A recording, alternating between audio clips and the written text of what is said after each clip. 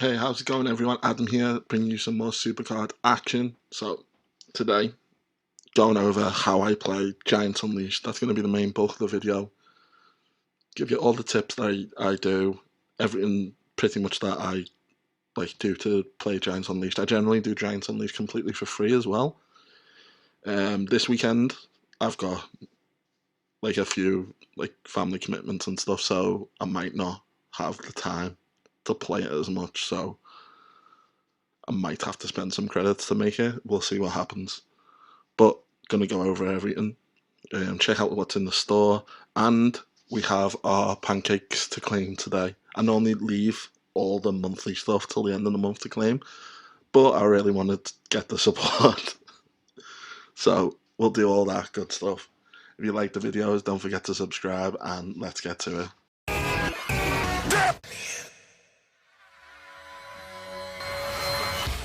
Get those pancakes. Now you can get a Royal Rumble through to Elemental. We really want that Elemental one because this is a very powerful, essentially, manager card. I think it's power and charisma. So, 3, 2, 1. Oof. WrestleMania 36 is not bad. It still might actually be better than our Elemental. You'll have to check that. So the Elemental one's a 63. And that one's 56. So, yeah, as you can see, it's like a little bit more powerful than your actual managers. So if you get an Elemental one, it's technically like the best Elemental support currently available. Oh, that's a shame. That really should have been based on top 8, I think. Yeah. But SummerSlam managers are out, screw it. They'll be better. Moving on, Giants Unleashed. So, a little bit of prep work before jumping into the actual matches.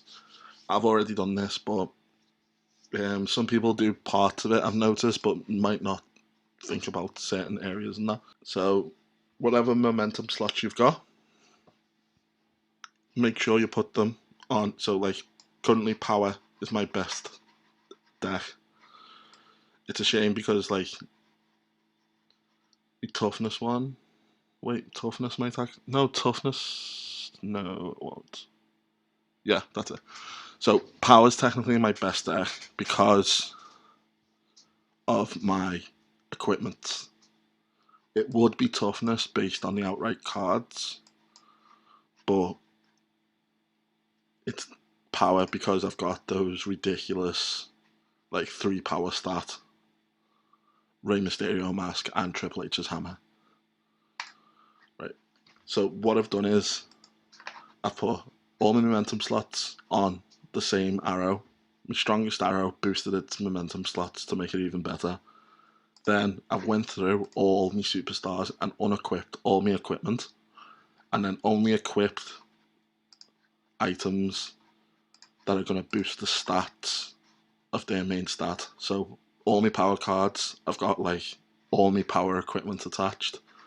All my speed cards, I've got all the speed equipment. All the toughness cards, I've got toughness equipment, so on and so forth. So once you've done that, you're pretty much ready. Get a general idea of which your better, what your better arrows are and your order of your arrows. So mine goes pretty much power, toughness, and then speed and charisma are kind of a draw, but I'd rather get speed. Either way, I'm prioritizing power, then toughness, then yellow arrows in general. So let's jump into some matches. When it comes to gears, I save them all for the end. Realistically, it doesn't make a difference. Use them. You can use them as you get them, or you can stockpile them, and then I normally wait once I hit the heroic upgrade. On the run up to that, I use up all my gears, and it kind of makes it go a bit quicker because you're at the end and you kind of just want it over with at that point. So that's why I save them. But realistically, it doesn't matter what point you use them. So I'm going to proceed. Right. Up arrows. Perfect. So I'm going to prioritize to try and get a 4 arrow power 3 hour would be okay. What you want to do is you want to gauge like what's the average score that you can get. So I realised if I've played my very first 5 bouts, I played them without resetting the game.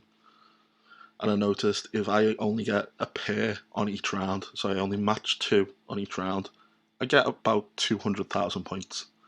So I'm using that as my baseline.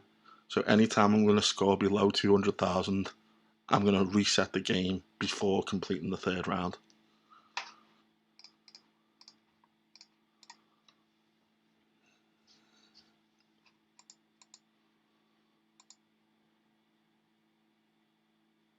So I've already hit over my requirement, so I don't have to reset no matter what this round. There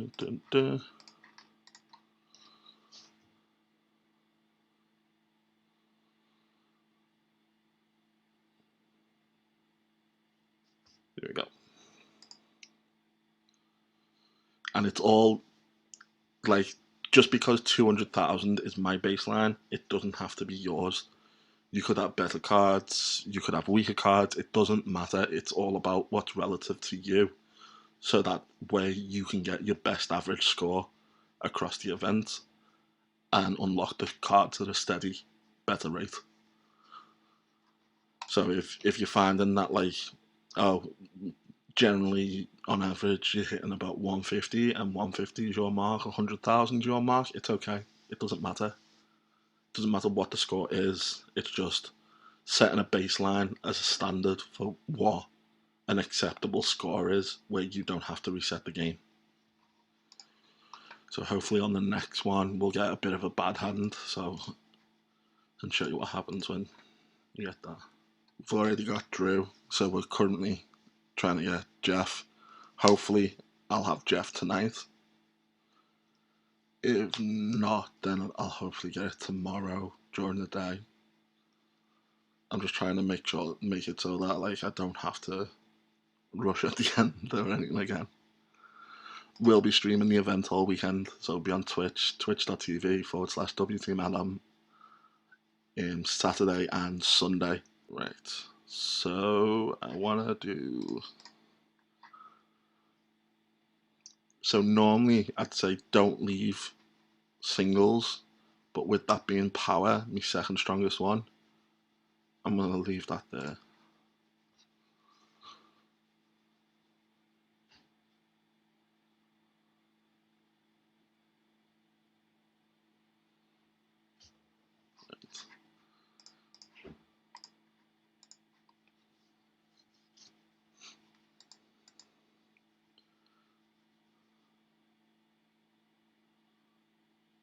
Right, perfect. So realistically, it's impossible. I can't hit my 200,000. What I'm gonna do is I'm not gonna select any, and I'm just gonna reset the game. Right. So resetted the game, and because we did it before we selected cards on the 3rd round, it didn't use up the bout. Perfect. We can now have another crack at it and see if we can get our base score or if we have to reset again. What I normally do as well is, once ran out of ads and you get to the point where you're waiting on bouts, what I normally do is I'll do all my bouts for the event, then I'll do all my bouts for PvP, Money in the Bank. Once they have run out and you're still waiting on bouts, just play wild for 10 to 15 minutes. Then some of your event bouts will have refreshed, some of your PvP bouts will have refreshed. Your Money in the Bank ones take longer, but eventually they do refresh. And if you just keep doing like event bout, all your event bouts, all your PvP bouts, all your Money in the Bank bouts, 10, 15 minutes on wild, and then just keep doing that loop, it becomes like quite an automatic process for you. And you go through so many resets, drafts, it's that you're getting multiple pulls throughout the event. It'll increase the amount of pulls that on average you should get throughout the event, so it'll really benefit you through the event.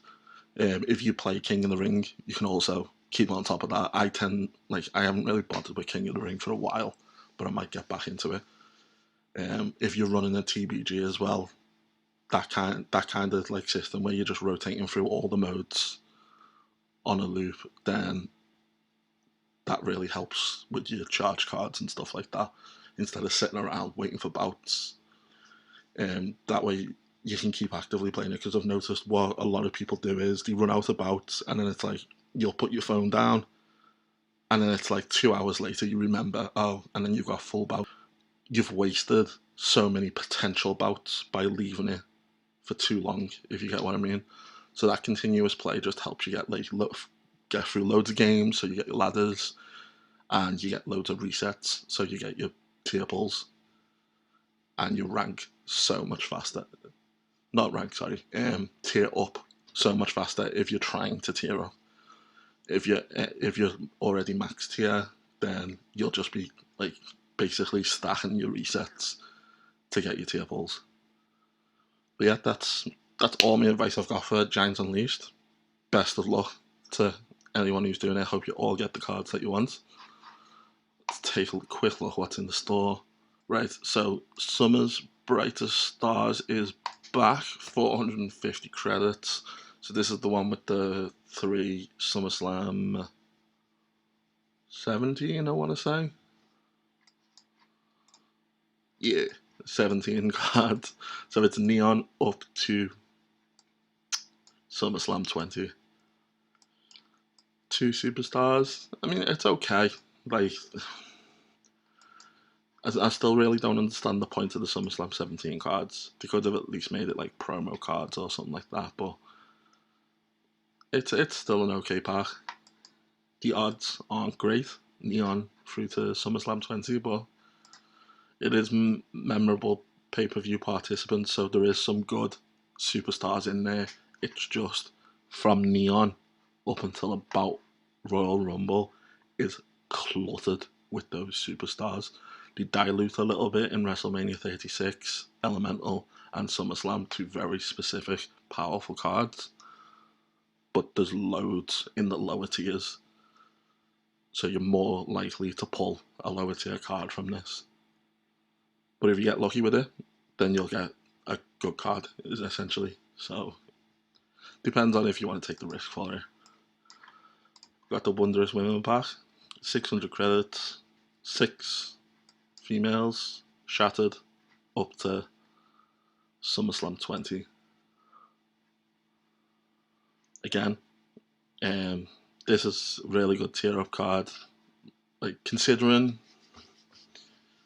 what would you have to do? You'd have to get WrestleMania 34. So you'd have to, if you got to Goliath on a new account, you'd be able to afford this pack.